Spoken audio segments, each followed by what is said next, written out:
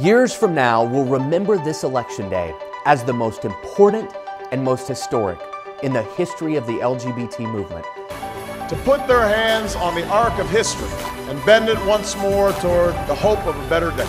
It happens when a father realizes he doesn't just love his daughter, but also her wife. Support for today's monumental decision. Historic announcement from the White House tonight, creating the first national monument to gay rights at the site of the Stonewall riots here in New York City. The House has hired its first openly transgender staff member.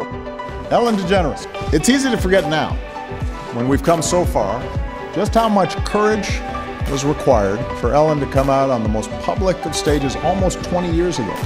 If you're ready to continue this journey that we started, keep marching, keep fighting, keep organizing. If we rise to this moment, if we understand this isn't the end point, this is the beginning.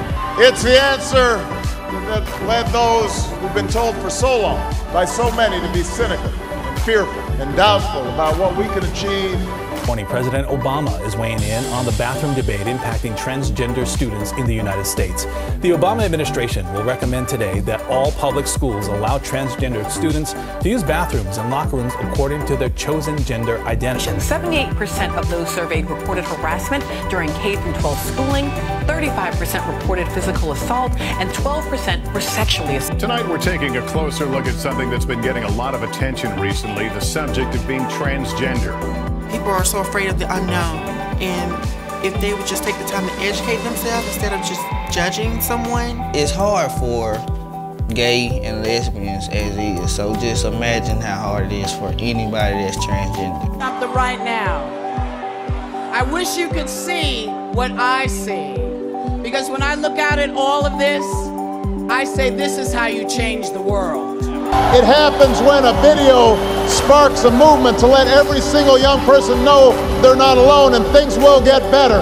Marginalized or alienated or physically threatened because of their sexuality or their gender identity. You've taught the world and me so much about compassion and how to keep the names alive of people who are no longer here to fight for their basic human rights. When people look past their ultimately minor differences to see themselves in the hopes and struggles of their fellow human beings, that's where change is happening.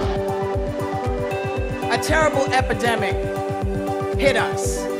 It was called AIDS, and nobody knew what it was. They didn't know where it came from. They didn't know how you got it.